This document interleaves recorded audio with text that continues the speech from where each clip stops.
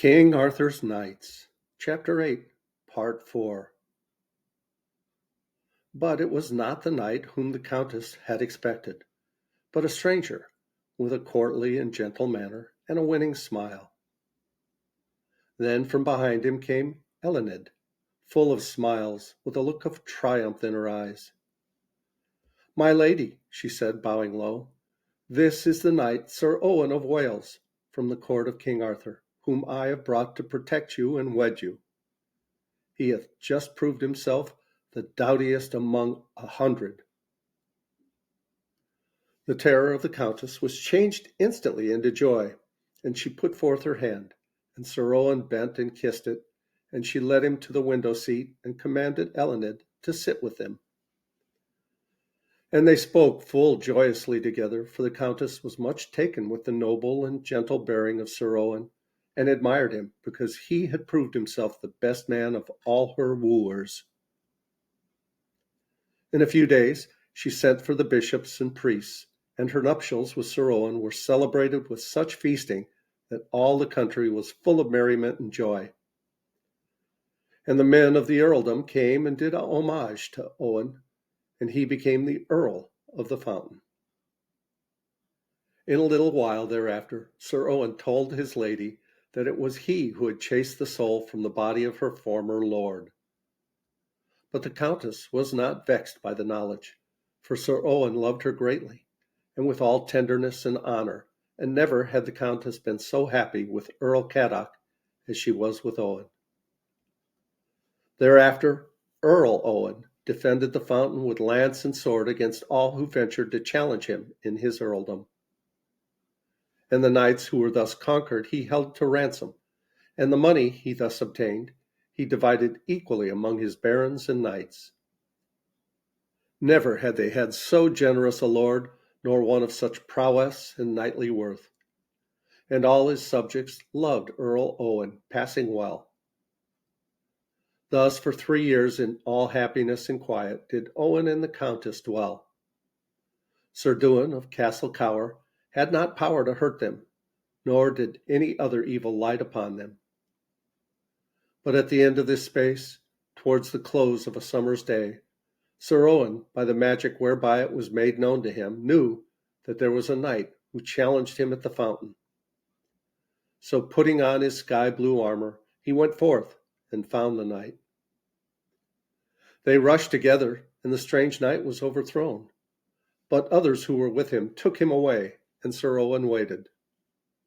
But none other challenge was made, and in the twilight he retired, resolved to attend next day in case any others desired to challenge him. In the morning the same knight came forth from the company of knights which was among the trees about the fountain. And so fiercely did Sir Owen assail him that the head of his lance broke the helmet of the stranger and pierced the flesh to the bone. Again his companions carried him off.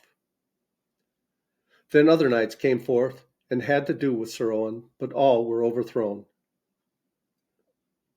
At length came one, having over himself and his horse a rich satin robe of honor. And Sir Owen knew that he must be a man of great dignity, big of body, and of knightly prowess. They fought together that evening and half through the next day, but neither could obtain the mastery. And about noon they took still stronger lances and fought more stubbornly.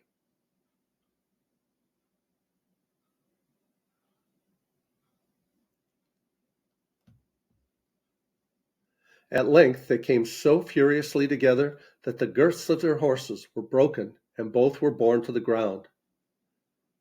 They rose up speedily and drew their swords and resumed the combat, and all those that witnessed it felt that they had never seen such a battle of heroes before.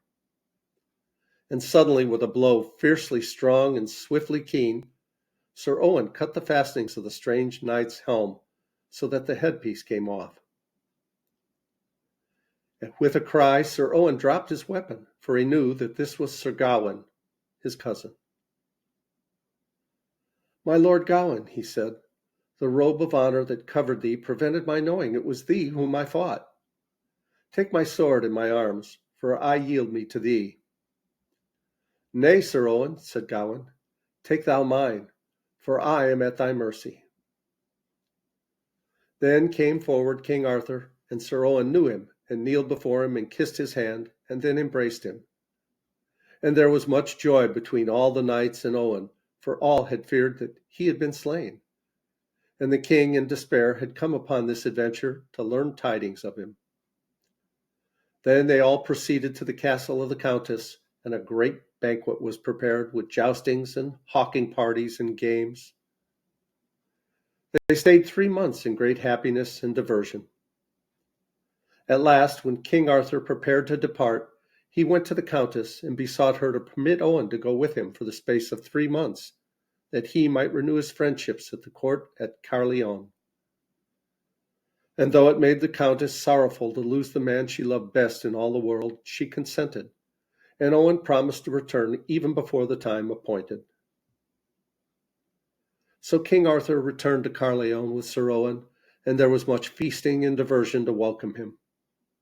And his kindred and friends tried to make Owen forget the countess and his earldom, but they could not, for she was the lady he loved best in the world, and he would liefer be with her to guard and cherish her than in any other place on the surface of the earth. One night, as the court sat after dinner over the mead cups, a juggler came into the hall and performed many tricks, and there was much laughter and gaiety at his merry quips and jests. And he craved that he might search the hands of each lord and lady present, so that he could tell them they would be happy in love. He began with Sir Kay, and so along the board, utterly merry thoughts on all, but speaking with serious and solemn looks until he came to Sir Owen. And he looked long and earnestly at the marks in that knight's palm, and then said in a croaking voice, "A night and a day, a night and a day! Thou'lt grieve thy love for ever, and I—" None knew what this might mean, and they marveled to see how pale went the face of Sir Owen, for he had suddenly remembered the words of Disset, the trollman, who had said, "Beware thee of leaving the sight of her that shall love thee for more than a night and a day, or long woe shall find thee." Instantly Sir Owen rose from the board and went out. Going to his own abode, he made preparations, and at dawn he arose and mounted his horse and set forth swiftly to go to the dominions of the countess. Great was his fear that some evil had befallen her in consequence of his leaving her unprotected from the evil powers of Sir Dewin. He rode hard and fast northward through the wild and desolate mountains until he saw the sea like burnished lead lying on his left hand. Then he turned his horse's head away and rode into the deep heart of the land. But though he knew the way passing well, he could not find the road now, and wandered up and down the lonely moorlands and the dark forest rides, baffled and wearied, heartsick and full of dread. Thus he wandered, forever seeking the way, and trying this one and that, until all his apparel was worn out, and his body was wasted away, and his hair was grown long. And at length, from misery and hopelessness, he grew so weak that he thought that he must die. Then he descended slowly from the mountains and thought to find a hermit to whom he might tell all his misery before he died.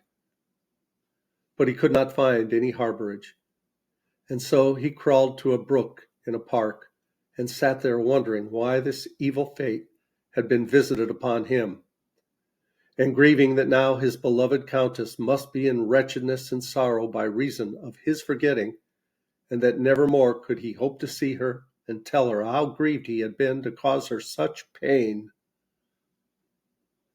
Then in a little while he swooned under the heat of the sun from hunger and weakness, and lay half in and half out of the brook. It befell that a widowed lady, to whom the brook and the land belonged, came walking in the fields with her maids. And one of them saw the figure of Sir Owen, and, half fearful, she went up to him and found him faintly breathing.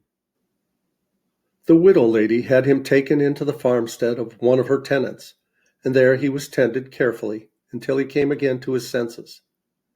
And with the good care, meat, drink, and medicaments, he soon began to thrive again. He asked the man of the house who it was that had brought him there. "It was Our Lady of the Moors," said the man sadly, "and though she is herself in sore straits and narrowly bestead by a cruel and oppressive earl, who would rob her of these last few acres, yet she hath ever a tender heart for those in greater distress than herself." "It grieves me," said Sir Owen, "that the lady is oppressed by that felon earl. He should be hindered, and that sternly." "Ay," said the man, "he would cease his wrongful dealing if she would wed him, but she cannot abide the evil face of him."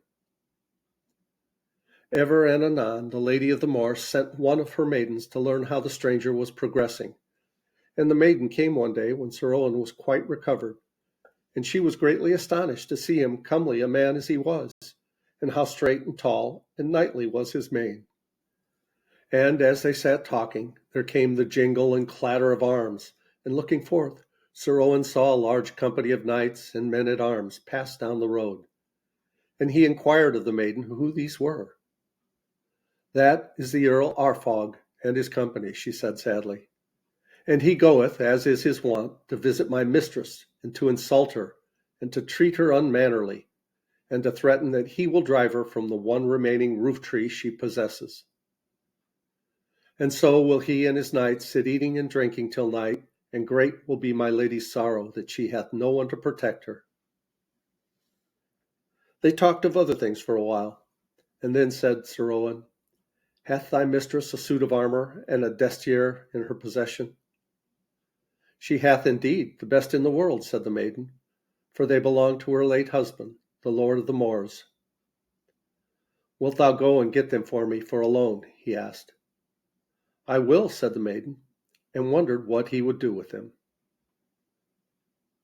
Before the day was past, there came a beautiful black steed, upon which there was a beechen saddle and a suit of armour, both for man and horse. And Owen armed himself, and when it was dark, he went forth and stationed himself under a great oak where none could see him. When the earl, elated with insolence and wine, came back that way, shouting and rolling in his saddle, Owen marked him as he rode. He dashed out at him, and so fiercely swift was he, and so heavy were his blows, that he had beaten to the earth those who were beside the earl, and the earl he had dragged from the saddle and laid him across his crupper before the earl's companions were aware of what was done. As the countess sat in hall, sadly thinking how soon the craven earl would thrust her out of her home, there came the beat of hoofs. The great door of the manor swung open, and a tall knight in black armour strode in, thrusting another knight before him. "I am the stranger whom ye rescued from death, my lady," said Sir Owen, bowing, "and this is thy rascally enemy, the Earl Arfog." "Look you, churl in armour," said Owen, shaking the other till every piece of steel upon him rattled, "if you do not instantly crave pardon humbly of this lady, and restore unto her everything you have robbed of her, I swear to you by the name of the great Arthur, I will shear your head from your shoulders." In great terror, the earl, who since he oppressed women was an abject coward, sank upon his knees, and promised to restore all he had ever taken from the lady as ransom for his life. And for his freedom, he would give her many rich farms and manors and hostages as surety. 2 more days Sir Owen stayed at the manor to see that these things were duly performed. Then he took his departure. "I would that you could stay with us," said the lady, who was sweet and gentle, with kindly eyes and a soft voice. "Lady, I may not," said Sir Owen. "I seek my dear wife and her dominions, and have been seeking them these many months. But I fear some evil necromancy hath been reared against me, so that I may not find her again, and she must be in much sorrow and misery in my absence. And if I never see my lady in life again, yet must I seek for her until I die." "What is the name of your lady, and of her dominions?" asked the lady. "She is the Lady Carol, Countess of the Fountain," answered Owen. "Do you know aught of her, and in which direction her lands lie?" The lady caused inquiries to be made, and her forester said that the lady's lands of the fountain lay 15 leagues beyond the mountains, and that his way lay through the wished wood, the dead valley, and the hill of the tower of stone.